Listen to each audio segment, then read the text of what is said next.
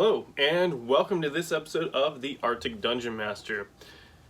Today, I want to talk about something that came up in one of the dungeon. Actually, I think it came up in both Dungeon in the Box groups that I'm in, and it's an email that was sent out to just some of their subscribers.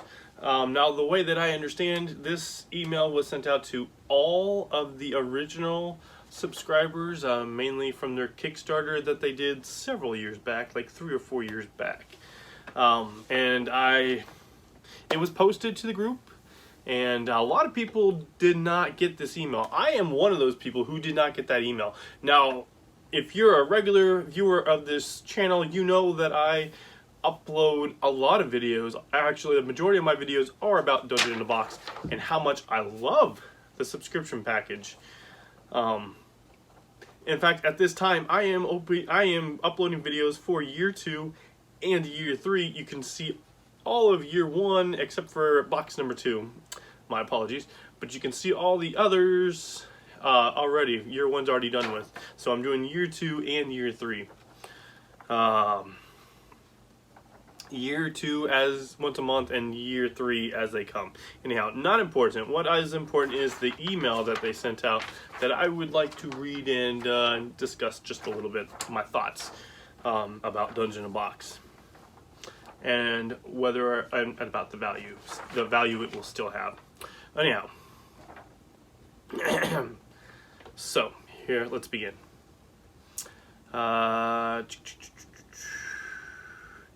So this is not entirely the email.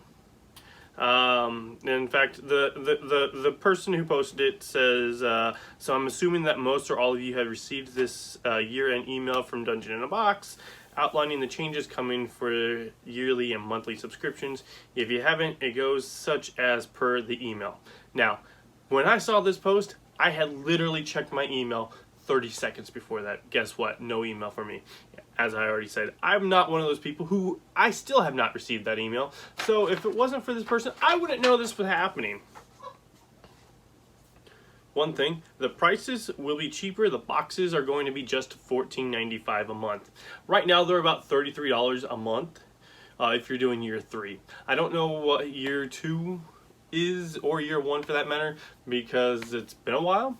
I think it was 30 bucks for year 1. I think that was 30 bucks a month. I'm not entirely sure because it's been a while since I've had to pay that fee, and the $3 increase to year 3 is worth it for the unique minis, which we'll talk about that later. We'll be talking about those, don't worry. And year 2 I bought in a package deal with half of year 1. Anyhow, that's not important. So the boxes will be cheaper, 15 bucks a month. And this is going to say why. Each box will focus on a unique, self-contained adventure instead of an ongoing story. You'll still have the option to run the boxes as an ongoing story arc, but this content will be kept in the digital dungeon. Dude, I don't run the digital dungeon. I enjoy I have all of year 1 pretty much behind me. I have year 2 still in the boxes that I need to actually put away and clear up space. And I have year 3 collecting boxes behind me that I need the same thing that I'm doing for year 2. It's ridiculous. Go ahead and judge me. You want to talk about wall of shames? Mine's behind me and below me for boxes that have not been put away. In fact, I put year 1 away as I do with the campaign. So, judge me. Go ahead. Flood my comments with judging. It feeds my algorithm. The physical book in each box will correspondingly be shorter and easier to run. An easier to run campaign, set or session, whatever, awesome. I think that's great. Right now I'm doing year 1, Secrets of Greenwold, and I don't have an issue with it. I think the tables are great. There's a lot of freedom as a dungeon master to be able to add and do your own stuff, which is great because I'm able to change the storyline and make it adaptive for what my players are doing. Fantastic. almost like a Wizards of the Coast book, one of their modular books, which is great, and I like that.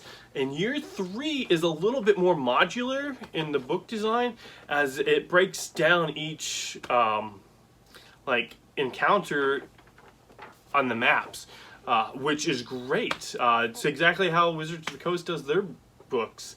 So that's cool, but I haven't done year 3 yet, so as a DM prep, I don't know really if it's worth it, but from a perspective as I'm opening the boxes, I like that. I like that additional information because it's a pick and choose Arsenal world, man. How the dice go and all that jazz, and it's great because, yeah, it just is. And if you disagree with me, hit the comments, you know. I love talking to you guys. The box will no longer include traditional minis or terrain. So whether it was going to be Reaper Bones or their custom minis, that's out. For me, that loses value a little bit. I can't go to my local game store and get Reaper Bones minis. I am in North Pole, Alaska, and the closest game shop is in Fairbanks, and they don't sell Reaper Bones. They have WizKids, but if I was to compare the two, I don't like WizKid minis. Reaper Bones are much easier to print. I'll let you know what I think about Games Workshops as I print up some Dwarven Wolf Riders. I just primed them up. I'm eager to do this. And then there's going to be no terrain. Though videos for year 2 have not been uploaded yet at this time that have the plastic terrain, and I like those, and let me say why. Year 1 was all cardboard, and those were okay. I could throw those onto my map with actual 3D terrain, and it worked. They went along just well. I was able to throw them up and mix up the map. And they worked, the cardboard terrain worked, and these are flat, by the way, flat cardboard terrain. So they kind of looked like tokens. And they worked on the maps that were provided too. And that's, I think, why they worked. In year 2, towards the end, they went towards the plastic sheet was mixed between minis and plastic terrain towards the end, and that was fantastic. Those plastic terrains, great, fantastic. They should have kept with that, but instead with year 3 they did that 3D cardboard stuff, and as I've stated in some videos, sometimes they're great and sometimes they're really hard to put together. And yeah, that's my thoughts. I'd rather have the plastic terrains. I think that's fantastic. And again, but you know, not having that, it doesn't really hurt me that much because I make a lot of my terrain anyways, whether it's with my 3D printer or making it out of cardboard and styrofoam and whatnot. And I really need to upload my crafting videos. That's probably what I'll come down to at the end. The box will still contain all your awesome maps, yay, an adventure book, but for that one shot obviously, and skinny minis, everything you need to run your adventure. The bare minimum to run my adventure. But whatever. My thoughts about that. I love their books. I love their books. And I will reuse monsters that they've introduced in previous books in later sessions because I have access to that information. Would I like their monster stats on cards? Yes. Why don't they do that? I don't know. You know, I filled out the same damn survey that they sent out before they made these changes, and it's like they didn't even listen to me. The adventure book, yay. I will throw it on my bookshelf. Skinny minis. Yeah, I love the skinny minis. They're in a binder. I've shown you how I store them. I love them. If I was to go somewhere, like travel, actually go back to the real world, I would take that box of skinny minis, the binder of maps, and maybe some books. Their books are easier to take than, let's say, the Wizards of the Coast books. So, travelability, awesome. Streamlining the content allows us to include unique items specific to each adventure. Look forward to deck of adventure cards. Not entirely sure what they mean by this. Maybe I need to look into deck of adventures, blah, blah, blah. Game handouts and more. Game handouts are cool. No matter what it is. Right now, I will print something extra for a player. Whether it is a dice jail or a little Valentine's thing. So I started this during Valentine's. I printed a dice heart for a heart and dice, I think, 3D thing, and gave it to a player because his rogue got killed by elves. His character instantly got turned into a pincushion. Don't mess with elves. Moral of the story. Don't be shady. And I felt bad for killing his character instantly. Oh, no remorse. And I've done a dice jail. Actually, it was a gelatinous cube that you can put a D20 in. And I made a dice jail that I recently gave out in the last session, Secrets of the Citadel. I had to split in half, but I gave the dice jail to a player who kept rolling horrible. Luckily, he did not die, but he came close. So game handouts are awesome. Yes. Most boxes will include the option to add on unique XL skinny minis and 3D terrain features to enhance the adventure. So you got to pay extra to get the 3D terrain. I can pass on that, but the skinny mini, the XL skinny minis, yeah, I want that. I love my XL skinny minis. If you look up on top, actually you cannot see them. I still have the Fire Giant and the Toy Golem up on my top shelf at the very top with Batman and Robin and Shazam. So yeah. Oh, and Wonder Woman's up there too. But with all those action figures, I got those two skinny minis because I love them. They're always on display. The person goes on to say, outside the email, I've seen occasional hints that Year 4 campaign might be made available via Kickstarter. Nah, I wouldn't be interested in Kickstarter. I like what's going on now. I don't think I'd really want to change it unless the price was really good. Compiled and shipped all at once, yeah. I mean, my thoughts might change if they sent me a sample of what Year 4 is going to be, and I don't see why they wouldn't. I talk and promote them quite highly, and I see this video is running long. My apologies. I'm ranting. So if they were to send me a sample of Year 4, it might tempt me.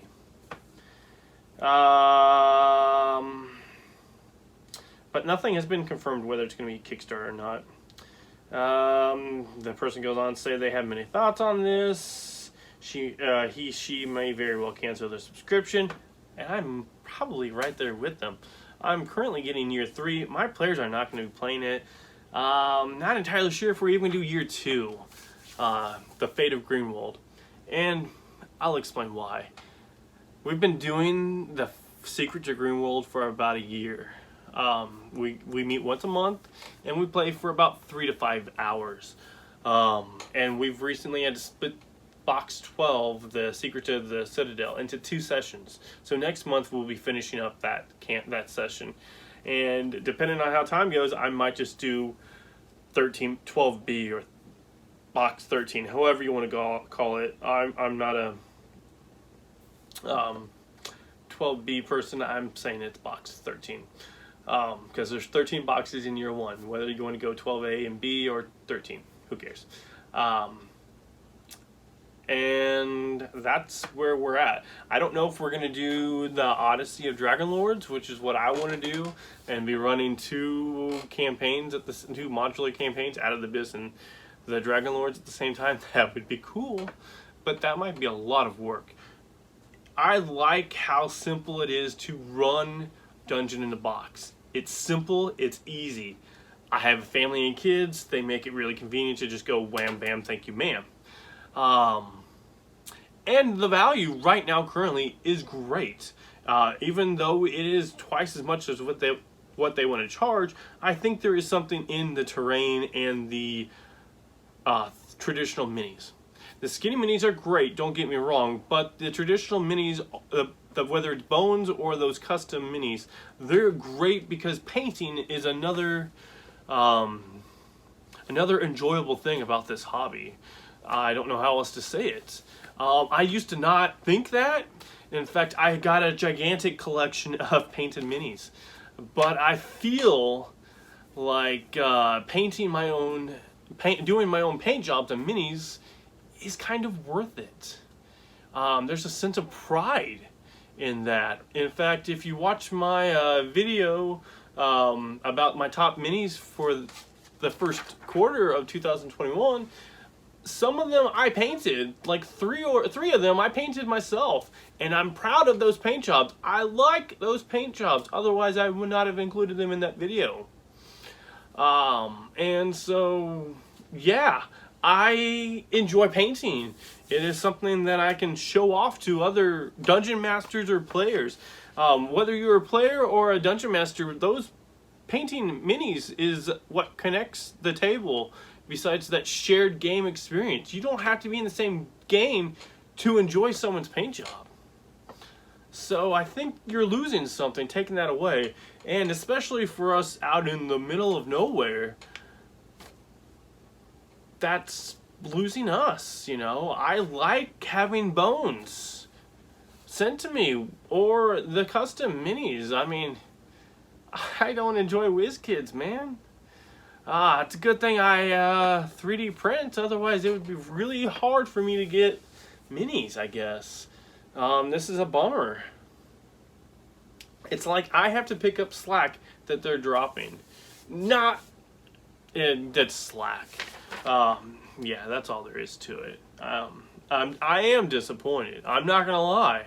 I like the minis. So them not doing that kind of hurts me.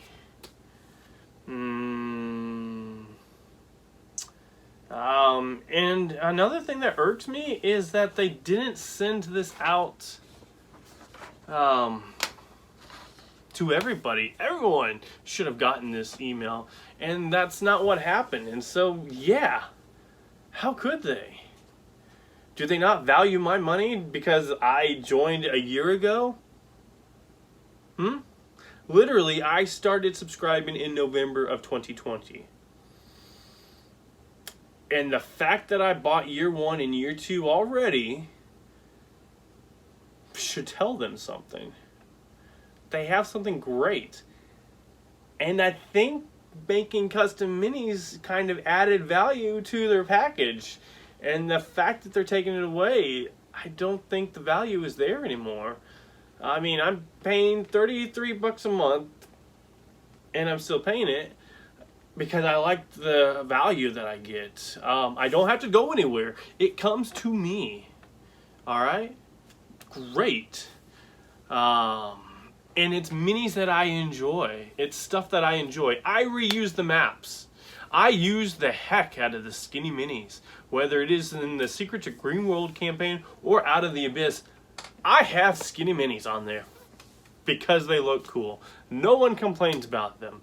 Sometimes they look at them and go, whoa, that is so cool. And they pick it up off the table and they look at it. Like they did that with one of the Spectres in the last session because I had a Shattered Echo and a bunch of ghosts on the board, and I was using one of the skinny minis for the Shattered Echo, and one of the players just thought it was so cool.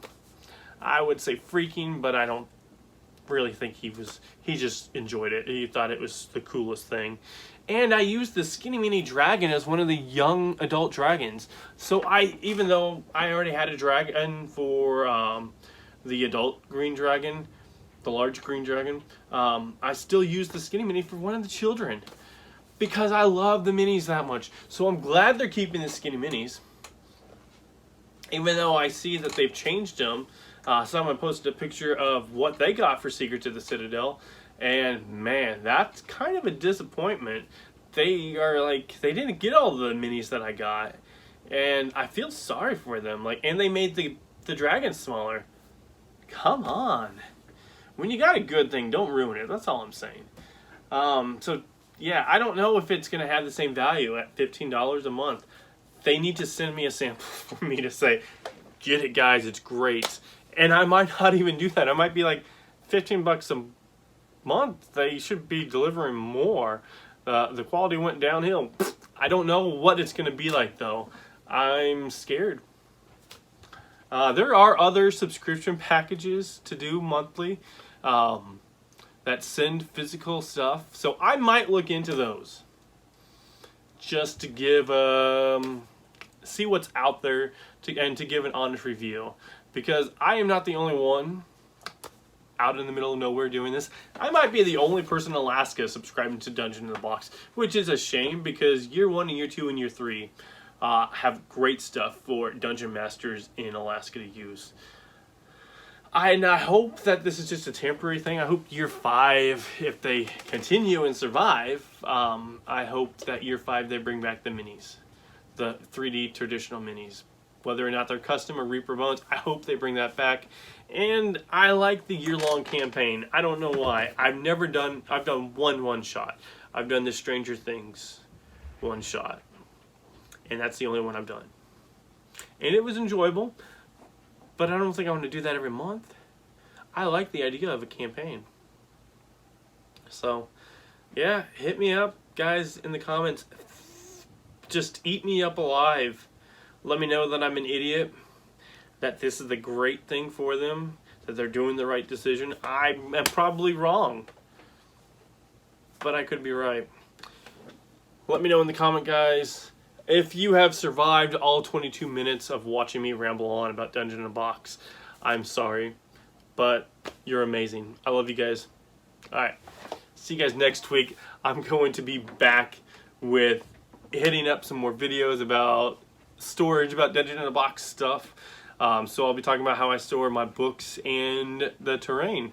So yeah, that's what I got a video about that. I also need to talk about my kids playing the Wardling campaign. I got to talk about that.